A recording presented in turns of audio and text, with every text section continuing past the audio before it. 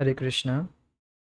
तो हम कृष्ण भावनामृत की प्राप्ति इस पुस्तक से छठा अध्याय कृष्ण भावनामृत को अपनाना, इस अध्याय को चर्चा कर रहे थे। इस अध्याय का आज दूसरा दिन है। हमने पिछले क्लास में चर्चा की है कि हमें किसी को भी भगवान के रूप में स्वीकार नहीं करना चाहिए। किसे भगवान के रूप में स्वीकार करना चाहिए?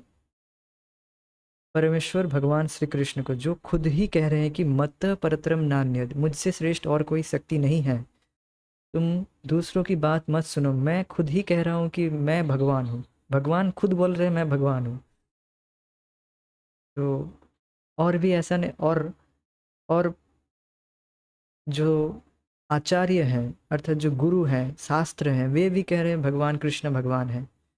बस कुछ मूर्ख लोग जो अपने आप को भगवान बताते हैं और जिनको डॉक्टर के पास जाना पड़ता है और जिनको हर तरह की दुविधाओं से वो हर तरह की दुविधाओं मतलब प्रकृति के 3 तापों से वे नितांत वो पीड़ित हैं। प्रकृति के द्वारा, माया के द्वारा वे बहुत ज़्यादा पीड़ित है, फिर भी वे अपने आप को भगवान बताते हैं। तो इन लोगों पर हमें विश्वास नहीं करना चाहिए, नहीं तो हम भी उनके द्वारा प्रभावित हो जाएंगे। फिर हमने चर्चा किए थे कि, और आप देख सकते हैं कि आचार्य अर्थात शंकराचार्य, मध्वाचार्य, रामानुजाचार्य, सारे जितने आचार्य हुए वे सब यही उनका यही निष्कर्ष है कि भगवान कृष्ण ही भगवान है। तो हमें इस तरह से प्रामाणिक रूप से सुनकर शास्त्र से ही हमें ये ज्ञान प्राप्त होता है, नहीं तो हम भटक जाएंगे। हमें वैष्णवों की संगति में, भगवान के भक्तों की संगति में ही सुनना है, तब जाकर ये ज्ञान हम प्राप्त कर पाएंगे। आज हम चर्चा करेंगे कि भगवान के प्रतिनिधि एवं प्रामाणिक गुरु की योग्यता क्या है और उनके संबंध में प्रारंभिक ज्ञान होना क्यों अनिवार्य है। और तीसरी बात है कि मनमाने ढंग से व्याख्या करने वाले व्यक्ति को क्यों त्याग देना चाहिए। ये सब हम चर्चा करेंगे। पहला विषय है कि हम भगवान के प्रतिनिधि एवं प्रामाणिक गुरु की योग्यता क्या है, हम चर्चा करेंगे पहले। तो आध्यात्मिक गुरु भगवान के प्रतिनिधि हैं। वे प्रतिनिधि कैसे बनते हैं? यदि कोई व्यक्ति कहता है कि अमुक व्यक्ति, अमुक वस्तु चश्मा है और वह अपने शिष्यों को भी इस प्रकार की शिक्षा देता है, जो वस्तु की पहचान में कोई त्रुटि नहीं रहती। गुरु वे हैं जिन्होंने किसी विशिष्ट गुरु शिष्य परंपरा के शब्दों को आत्मसात कर लिया है। यहाँ जो उदाहरण दिया गया है उसमें महत्वपूर्ण शब्द चश्मा है। गुरुदेव को इसके आगे और कुछ नहीं कहना होता है, यही उनकी योग्यता है। भगवान कृष्ण कहते हैं मैं सर्वोच्च हूँ और गुरु महाराज कहते हैं भगवान श्री कृष्ण सर्वोच्च हैं। ऐसा नहीं है कि भगवान श्री कृष्ण के प्रतिनिधि होने या गुरु होने के लिए किसी व्यक्ति को किसी असाधारण योग्यता की आवश्यकता है। बस उसे प्रामाणिक अधिकारी से केवल उनके संदेश को यथारूप अपने व्याख्या जोड़े बिना प्रसारित करना है। ज्यों ही उस संदेश में कुछ व्यक्तिगत व्याख्या जुड़ जाती है, वह संदेश लुप्त हो जाता है और उसकी शिक्षाएं अपराधग्रस्त हो जाती है। जो व्यक्ति शास्त्र पर अपनी मनमानी व्याख्या करता है, उसका तुरंत परित्याग कर देना चाहिए। तो सारे प्रश्न का उत्तर हमें यहाँ पर मिल रहा है कि गुरु की योग्यता क्या है और गुरु बनने के लिए योग्यता क्या है। ये सब विषय यहाँ पर व्याख्या की जा रही है। तो यहाँ पर एक उदाहरण दिया गया है कि प्रामाणिक गुरु वही है जो परंपरा की बात करे, अपनी व्यक्तिगत व्याख्या ना जोड़े उसमें। व्यक्तिगत व्याख्या मतलब अपने आप को सेंटर में रखने का प्रयास करते हैं लोग। फेमस होने के लिए कुछ ऐसी बात कहेंगे जिससे जो श्रोता हैं, जो जो श्रोतागण हैं, उनको अच्छी लगे, उनको अच्छा लगे, यही चाहते हैं। उनको कुछ चुटकुला सुना दिए, कुछ जिससे उनको अच्छा लगे, ऐसा नहीं है। ऐसा प्रामाणिक गुरु नहीं करता है। और ऐसा जो प्रामाणिक गुरु है वे ऐसा नहीं करते। वे अपनी व्याख्या नहीं जोड़ते। वे परंपरा से जैसा ज्ञान प्राप्त किए है, जिस प्रामाणिक, यहाँ पर एक बात है देखिए, परंपरा से वह जो महत्वपूर्ण शब्दों को जो उनकी व्याख्या जो प्रामाणिक रूप से वे सुने हैं वैसा ही व्याख्या करेंगे। जैसे चश्मा, मैंने आपको बताया कि ये वस्तु चश्मा है। एक उदाहरण दे रहे हैं कि ये वस्तु, देखो ये वस्तु चश्मा है, आपको ज्ञान प्राप्त हो गया। अब आप दूसरों को भी बताएंगे कि ये वस्तु चश्मा है, तो ये हो गया, तो आप प्रामाणिक गुरु हो गए। जैसे आप देख रहे हैं ये है माइक का एक स्वरूप है, मैंने आपको दिखाया, ठीक है। तो आपको इसके स्वरूप को आपको मैंने दिखाया, आप भी दूसरों को क्या बताएंगे, ये चॉकलेट है? नहीं, अब दूसरों को भी बताएंगे ये माइक है, तो आप हो गए प्रामाणिक गुरु।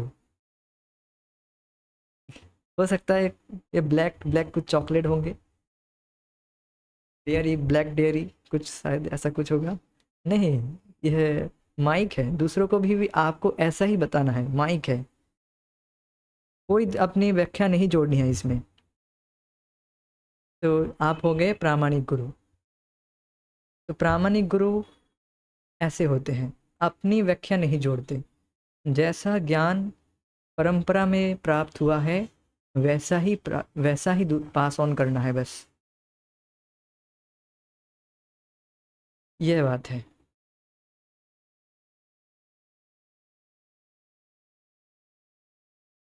और देखिए यहाँ पर, और एक यहाँ पर एक अब शास्त्र से उदाहरण दिया जा रहा है कि भगवान कृष्ण कहते हैं कि मत्तः परतरम नान्यद, मुझसे श्रेष्ठ और कुछ भी नहीं है, मैं ही सर्वोच्च हूँ। मत्तः परतरम नान्यद, पिछले पिछले क्लास में हमने चर्चा की है। तो प्रामाणिक गुरु क्या कहेगा? प्रामाणिक गुरु क्या ये कहेगा कि मुझसे श्रेष्ठ कोई नहीं है? नहीं, प्रामाणिक गुरु को यही कहना होगा कि भगवान कृष्ण से श्रेष्ठ और कोई नहीं है, भगवान कृष्ण सर्वोच्च है। किंतु आप देख सकते हैं कि जगत में इस तरह के तथाकथित गुरु घूम रहे हैं, जो इस तरह से व्याख्या कर रहे हैं कि देखो, यहाँ पर कह रहे हैं ना, मत्तः परतरम नान्यत्, मुझसे श्रेष्ठ कोई नहीं है, मतलब गुरु बताते हैं मुझसे श्रेष्ठ कोई नहीं है। तो वो भगवान कृष्ण को गायब कर देते हैं और अपने आप को उस, वो मैं की जगह वो अपने आप को वहाँ पर बैठा देते हैं। और गुरु खुद फेमस होना चाहते हैं कि मैं, मुझे फेमस होना है, मुझे लोग पूजा करें, मुझे मेरी पूजा हो। देखो, मन मना भव मद भक्तो, मेरी चिंतन करो, मेरा चिंतन करो, मेरा पूजन करो, मेरा भक्त बनो, गुरु ऐसे कहेगा। तो इस तरह के तथाकथित गुरु घूम रहे हैं, जो अपने आप को इस तरह से तथाकथित रूप से अपने इस तरह से गलत व्याख्या करते हैं, तो वो गुरु नहीं है।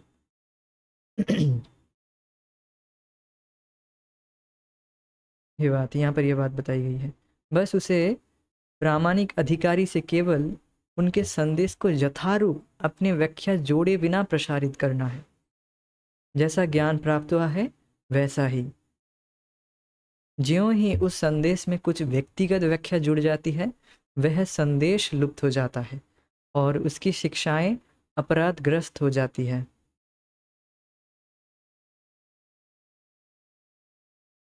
जो व्यक्ति शास्त्रों पर अपनी मनमानी व्याख्या करता है उसका तुरंत परित्याग कर देना चाहिए। जो व्यक्ति अपने मनमाने ढंग से शास्त्र की व्याख्या करता है उसे उसका तुरंत त्याग कर देना चाहिए।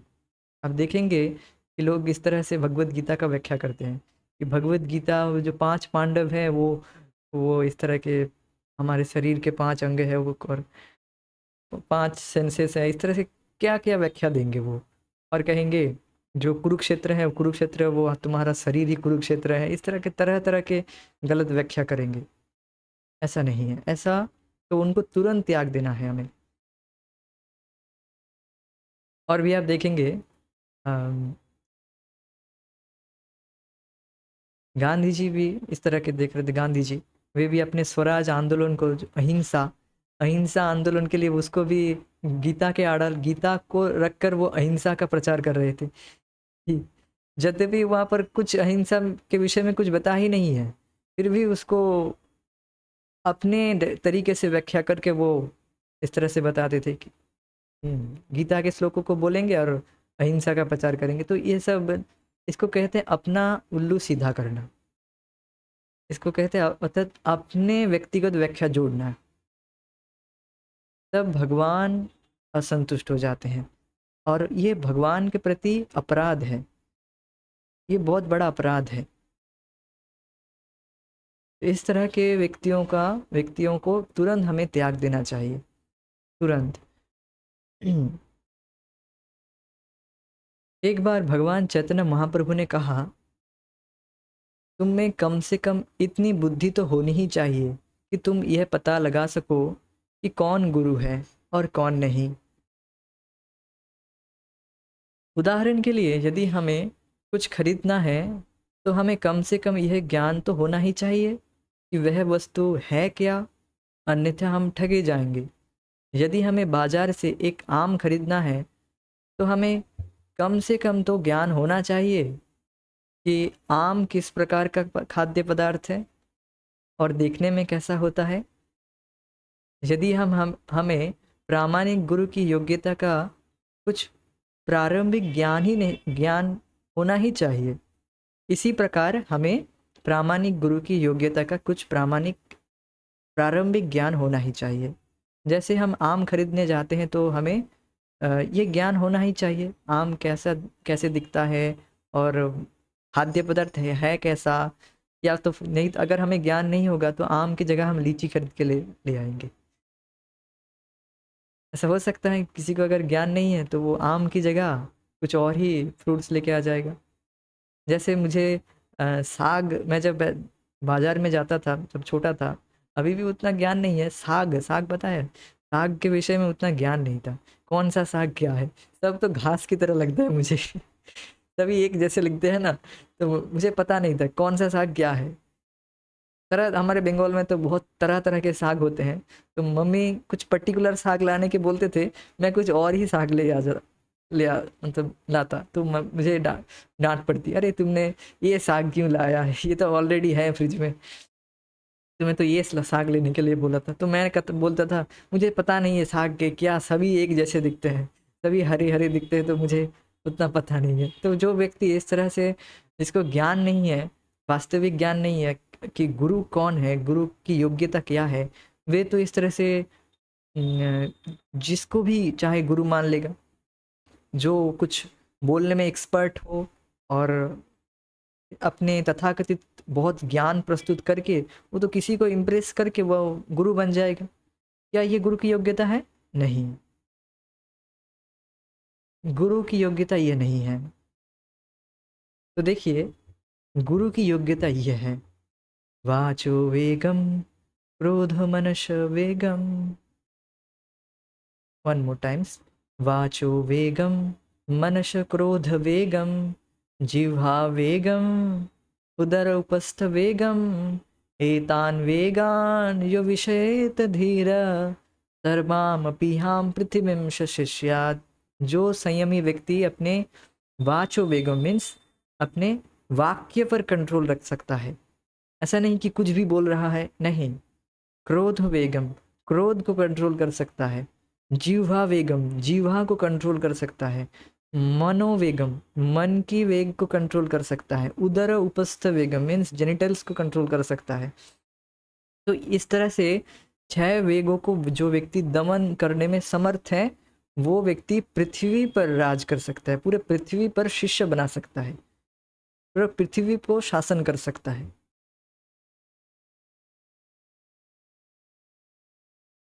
गुरु ऐसा नहीं है कि गुरु जी आए हैं, अरे कुछ चाय पिलाओ गुरु जी चाय पियेंगे, हाँ क्यों नहीं, चाय लाओ।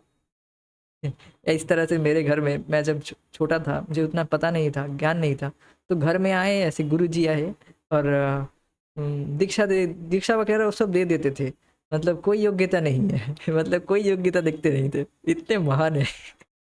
मतलब कुछ भी खाओ, जो भी मन में आए वो करो, खाओ, कोई दिक्कत नहीं है, बस ये जो मंत्र दिया है वो जाप करते रहना। ये वास्तव में गुरु नहीं है। वो ऐसे घर में आते और इस तरह से मेरी मम्मी को बोल मम्मी मम्मी तब उस समय सभी लोग चाय पीते थे, उस समय तो कुछ छूटा वूटा वगैरह नहीं था। तो आई वॉज स्ट्रेंज कि गुरुजी चाय पी रहे हैं, व्हाट इज दिस। मैं ऐसे बहुत ज़्यादा अचंभित हो गया था, ये गुरुजी कैसे हैं हमारे। तो फिर मुझे थोड़ा डाउट सा लगा। ठीक ठीक, मतलब मेरे मन को, मैं चाय पीता नहीं था, मैं उतना चाय से, मुझे चाय अच्छी नहीं लगती थी बचपन से, मुझे चाय उतना ऐसा नहीं था कि चाय पीना ही होगा। वो कभी कभार दे दिया तो, जब मैं भक्ति के पहले की बात कह रहा हूँ ये सब। तो इस तो मैं मुझे संदेह होता था, ये चाय नहीं इनका छूट रहा है, ये गुरु जी कैसे बन गए। तो मुझे तब भी संदेह था, तब मुझे उतना शास्त्र ज्ञान नहीं था, तो मुझे तब भी संदेह था कैसे गुरु जी बन गए, इनका चाय नहीं छूट रहा है। तो वास्तव में इस तरह के गुरु घंटाल घूम रहे हैं, जो केवल अपने जीवा के वेग को ही कंट्रोल नहीं कर पा रहे। जीवा दो, पहले जीवा दो। जीवा को पहले व्यक्ति जो कंट्रोल कर लेता है, वे इन 6 वेगों को अपने आप ही कंट्रोल कर लेगा। हमने चर्चा किए थे पहले के कुछ क्लासों में। जीवा दो, उसमें श्लोक में आता है कि जीवा को अगर हम कंट्रोल करेंगे, कैसे कंट्रोल करते हैं जीवा को? हरे कृष्ण कृष्ण कृष्ण हरे हरे, हरे राम राम राम हरे हरे। हरि नाम जप करने से, हरे कृष्ण महामंत्र का जाप करने से और केवल प्रसाद पाने से जीवा कंट्रोल हो जाती है। जीवा कंट्रोल हो जाने से क्या होगा? ये सारे जो वेग हैं, वाचो वेगम, वाक वचनों पर, क्रोध पर, मन पर, अपने जेनिटल्स पर, सबको हम कंट्रोल कर लेते हैं। तो जो व्यक्ति अपने जीवा को ही कंट्रोल नहीं कर पा रहा है, चाय पी रहा है, तो वो कैसे गुरु बन गया? तो we should be very careful, we should know this knowledge, about this knowledge. Must, we should not, we must know about it. हमें अवश्य ही इस ज्ञान के विषय में जानना होगा। तद विज्ञानार्थम स गुरुम एवाभिगच्छेत्, समित पाणि श्रोत्रियम ब्रह्मनिष्ठम। तद विज्ञानार्थम स गुरुमेवाभिगच्छेत्, और उस व्यक्ति को मस्ट भी, जो प्रामाणिक गुरु है, उसे गुरु परंपरा में रहना होगा और परंपरा से उसको ज्ञान प्राप्त करना है। क्या वो व्यक्ति को परंपरा में है, चेक करना होगा। क्या वो व्यक्ति जो 4 संप्रदाय हैं पद्म पुराण के अनुसार, श्री संप्रदाय, रुद्र संप्रदाय, कुमार संप्रदाय और ब्रह्म संप्रदाय, इन 4 संप्रदाय में है या नहीं, वो हमें चेक करना है। देखिए, आप कहेंगे इतना सब चेक करेंगे, इतना सब कैसे हम करें? तो देखो, हम जब अपने बच्चों को ट्यूशन भेजते हैं तो उस विषय में तो हम बहुत ज़्यादा जांच विचार करते हैं, ये मास्टर अच्छा है कि नहीं, वो मास्टर अच्छा है कि नहीं, यहाँ कोचिंग देंगे से, यहाँ वहाँ कोचिंग दे, उसमें तो बहुत ज़्यादा हम टेंशन में रहते हैं। बस आध्यात्मिक गुरु के विषय में हम वो कोई भी गुरु घंटाल को चुन लेते हैं, ऐसा नहीं करना चाहिए। आध्यात्मिक गुरु के विषय में तो और ज़्यादा सचेतन होना चाहिए। तो इससे हमें अवश्य इस विषय में जानना चाहिए, इन पैरामीटर्स को जानना चाहिए, गुरु कौन है वास्तव में। तद विज्ञानार्थम स गुरुमेवाभिगच्छेत्, समित पाणिम श्रोत्रियम ब्रह्मनिष्ठम, से ब्रह्मनिष्ठ होना होगा। तो अर्थात भगवान की सेवा में गुरु को निष्ठ होना होगा, तभी वह गुरु की योग्य होता है। अर्थात प्रामाणिक रूप से उसे परंपरा में रहना होगा।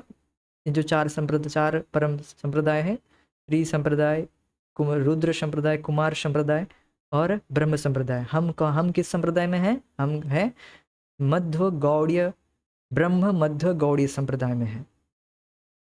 ये संप्रदाय कहाँ से और ये संप्रदाय मस्ट भी भगवान कृष्ण से चली आ रही है। ये देखना, ये जो 4 संप्रदाय है, भगवान कृष्ण से डायरेक्ट चली आ रही है। भगवान कृष्ण ने ब्रह्मा जी को ज्ञान दिया और इसीलिए इस संप्रदाय का नाम हुआ ब्रह्म संप्रदाय। और आगे जाकर इस संप्रदाय का नामकरण चैतन्य महाप्रभु ने ब्रह्म मध्व गौड़ीय संप्रदाय में रखा है।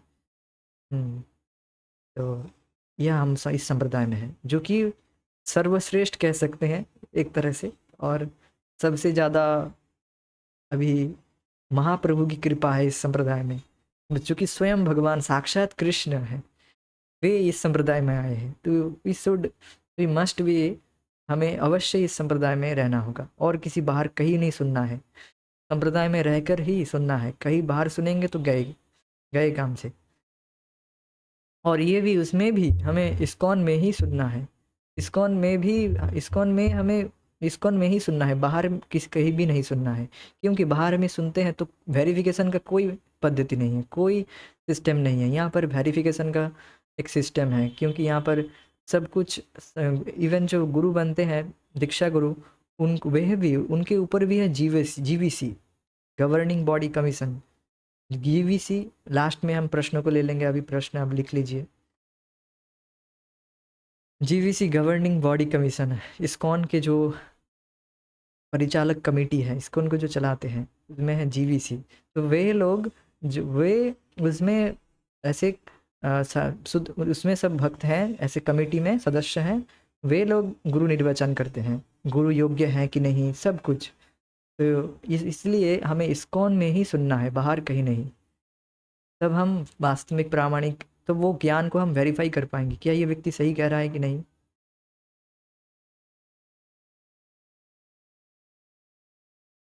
इस्कॉन में है कि या नहीं पहचाने, आप पूछ सकते हैं, या फिर कुछ वेरीफाई तो कर ही सकते हैं, इस तरह के ज्ञान व्यक्ति दे रहा है कि नहीं, ये भी सब आप देख लीजिए।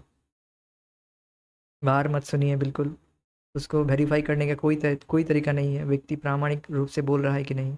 जैसे मैंने ये 2 श्लोक कोट किया, पहला श्लोक जो उपदेशामृत का पहला श्लोक है, वाचो वेगम वाला, और अभी जो श्लोक तद विज्ञानार्थम स गुरुमेवाभिगच्छति, प्रभुपाद जी बार बार इस श्लोक को कोट करते हैं, और ये मुंडक उपनिषद का 1.2.12 श्लोक है। और ये बात है, आप इस तरह से वेरीफाई कर सकते हैं।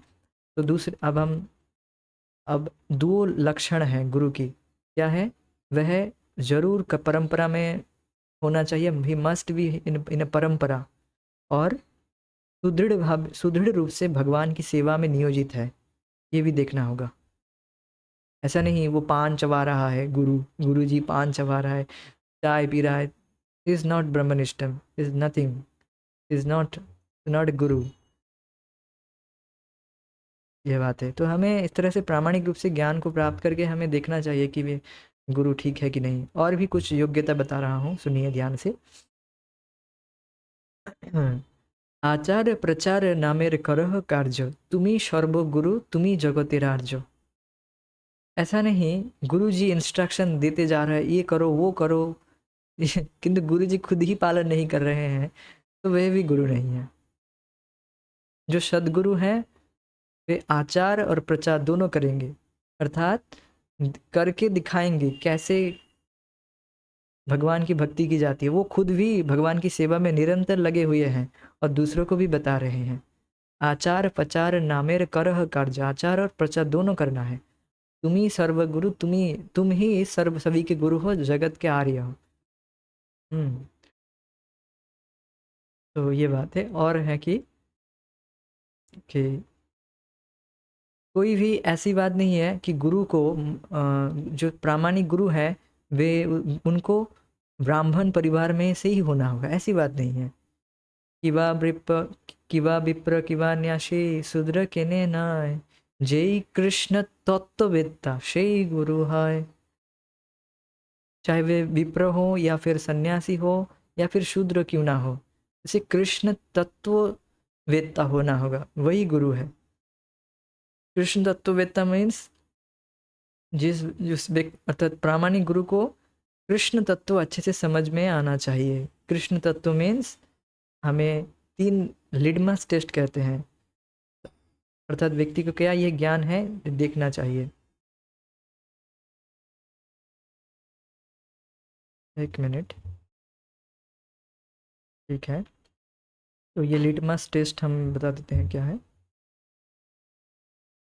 तो देखिए 3 पैरामीटर है, क्या है कि पहले तो उस व्यक्ति को क्या ये ज्ञान है कि हम कौन हैं, हम कौन हैं, अर्थात हम है कौन। क्या प्रामाणिक गुरु को ये ज्ञान है। आप कहीं से सुन रहे, क्या उस व्यक्ति को ये ज्ञान है कि हम कौन हैं। तो चलो उसको ये ज्ञान हो भी गया, हम कौन है, हम आत्मा है, जीवात्मा है, ये ज्ञान हो भी गया। इसके बाद ये प्रश्न होगा कि क्या इस व्यक्ति को पता है कि भगवान कौन है। चलो ये भी, इससे भी पास हो गया, भगवान कृष्ण है, इसको व्यक्ति को ये भी पता है। लास्ट विकेट इसका गिरेगा ही, क्या भगवान से हमारा संबंध क्या है। इसमें अगर वो व्यक्ति पास हो गया तो वह सही है। क्या है वो प्रश्न? वो है कि क्या, अतः प्रश्न ये है कि हमारा संबंध भगवान से क्या है? हमारा संबंध क्या है? हम भगवान के नित्य दास हैं और हम दास ही रहेंगे, ये बात है। हम माया से छूट जाने के बाद भगवान नहीं बन जाएंगे, हम दास ही रहेंगे, नित्य दास हैं हम भगवान कृष्ण के, ये बात है। यहाँ पर भी जो गुरु घंटाल है वो गड़बड़ कर देंगे, जो मायावादी लोग हैं वो नहीं बताएंगे कि हम, वो ये सब कुछ बता देंगे हम कौन है, भगवान कौन है, ये बता देने के बाद वो अंत में क्या बताएंगे? वो तुम वही हो, तो हम, तो हम, वह तुम हो, वे तुम हो, वे तुम में और उसमें कोई भेद नहीं, सो हम करते रहेंगे। हाँ, तो परम पूज्य भक्ति रसामृत महाराज बोल रहे थे, वो जब कृष्ण बलराम मंदिर में सेवा कर रहे थे तो उस समय इस तरह के सन्यासी आए, मायावादी सन्यासी। और वो एक दंडी सन्यासी हो, मायावादी सन्यासी लोग एक डंडा, उनके पास जो डंडा होता है वो एक दंडी सन्यासी होते हैं, त्रिदंडी नहीं, वो एक दंडी होते हैं। मीन्स वो उनका भाव, भाव मीन्स वो इस तरह से कहते हैं कि भगवान और हम ही वही है, तुम वही हो। तो वो लोग इस तरह से क्लास के बाद, ऐसे 9 बजे के क्लास के बाद वो कृष्ण बलराम मंदिर, कृष्ण बलराम के सामने जाएंगे और डंडा को इस तरह से करेंगे। तो महाराज उनसे एक दिन पूछे कि आप इस तरह से डंडा को भगवान के सामने इस तरह से क्यों दिखा रहे हैं? तो वो कह रहे थे, तो वो जो कृष्ण, हम कृष्ण बलराम को दिखा रहे हैं कि तुम और हम में कोई भेद नहीं है, हम वही तुम, हम वही है, हम तो हम सो हम, मैं वही हूँ, अर्थात हम भी आप, हम में और आप में कोई भेद नहीं है। तो ये देखिए, देखो, ये है मायावादी लोग, तो खतरनाक है। अर्थात इनसे बिल्कुल सुनना नहीं चाहिए, बिल्कुल भी नहीं। और ये ज्ञान प्राप्त करने के लिए भी नहीं कि मायावादी कैसे होते हैं, ये सब कोई ज़रूरत नहीं है। आपको प्रभुपाद जी के बुक्स में सारा ज्ञान मिल जाएगा। महाराज बोल रहे थे कि मायापुर में एक भक्त थे, जो विदेशी भक्त थे, जो 5 साल इस तरह के मायावादी संप्रदाय से ज्ञान प्राप्त किए थे।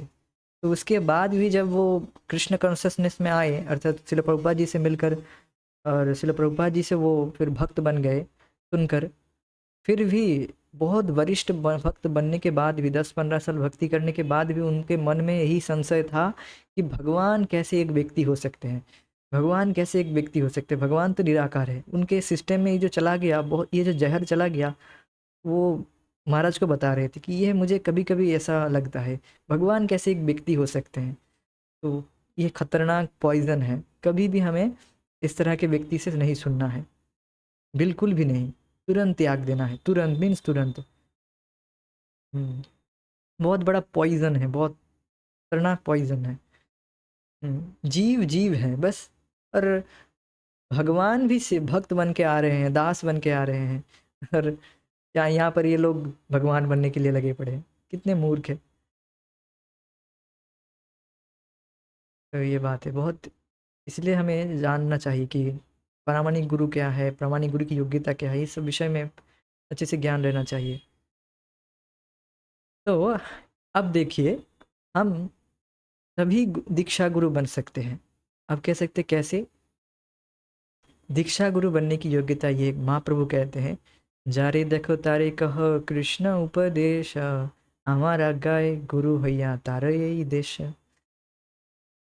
अर्थात जो प्रामाणिक गुरु है वह कृष्ण उपदेश दे देगा, और वह गुरु अपने मन से नहीं बन गया है कि अरे चलो सभी गुरु बन रहे हैं, हम भी गुरु बनेंगे, हम भी अपना मठ खोलेंगे, कोई मंदिर बना के हम भी गुरु बनेंगे।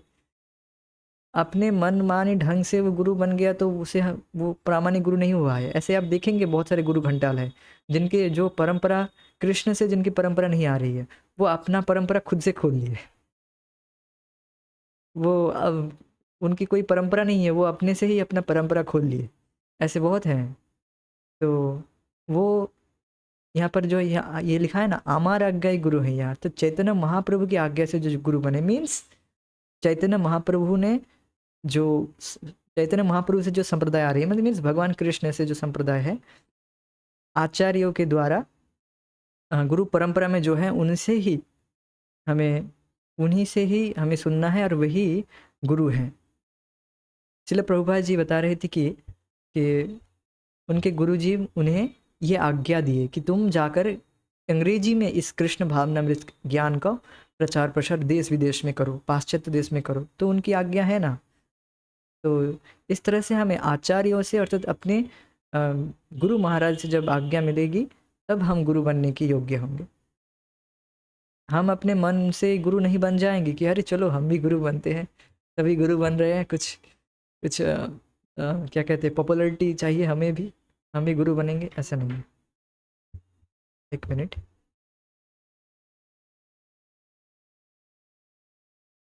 तो श्रील प्रभुपाद जी अपने गुरु से आज्ञा प्राप्त करके ही गुरु बने हैं।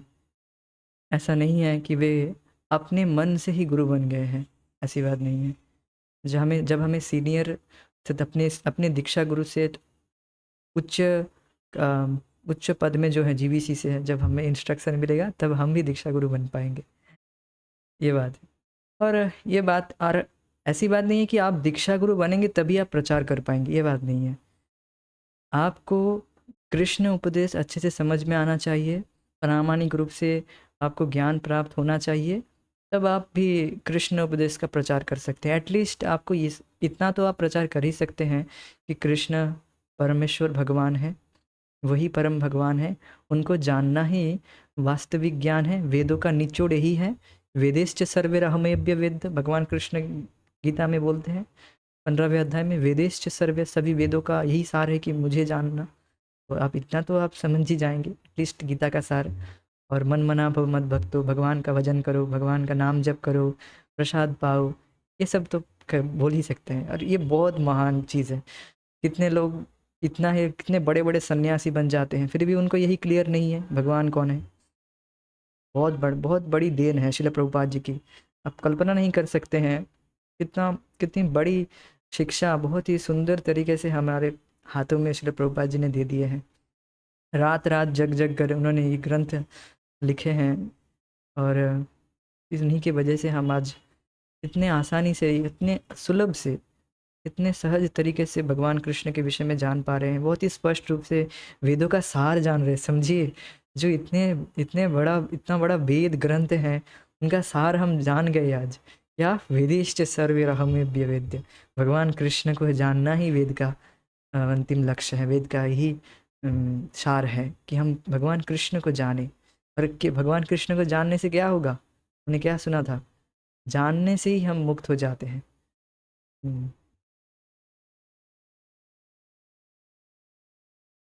तो ये सब है, ये सब है प्रामाणिक गुरु की योग्यता, अर्थात प्रामाणिक गुरु को गुरु परंपरा में रहना है, इसलिए हम ये सब चर्चा कर रहे थे। इसके बाद भी हमें और भी, अब हम और भी हमें देखना चाहिए कैसे हम गुरु को जांचें, जिससे हम दीक्षा लेने का सोच विचार करें। तो उनसे एटलीस्ट हमें कम से कम 1 साल श्रवण करें उनसे, फिर उनको जांच विचार करें क्या ये सही से हमें क्या प्रेरणा मिल रही है कि नहीं। ये सब हमें 1 साल एटलीस्ट का सुनना चाहिए उनसे। तो और ऐसा नहीं है कि बस आवेग, बस मीन्स अब फैशन की वजह से सभी लोग दीक्षा ले रहे हैं, हम भी और हमारी तो दीक्षा लेट हो जा रही है, ऐसी बात नहीं है। हमें अच्छे से श्रवण करना चाहिए, फिर हमें दीक्षा लेना चाहिए। प्रभुपाद जी के बुक्स पढ़ना चाहिए अच्छे से, और उनके ग्रंथ, उनसे उनके लेक्चर सुनना चाहिए, और जिनसे हम दीक्षा लेना चाहते हैं उनसे भी अच्छे से सुनना चाहिए। ये सब बात है। तो इस तरह से आज हमने चर्चा की है कि गुरु की योग्यता क्या है, और गुरु दीक्षा हम कब लेने का प्रयास करें, किन से हम दीक्षा ले, ये सब बात हमने चर्चा की। और वास्तविक प्रामाणिक गुरु कौन है, ये सब हमने आज चर्चा की। हरे कृष्ण। जय श्रील प्रभुपाद। निताय गौर प्रेमानंदे हरि।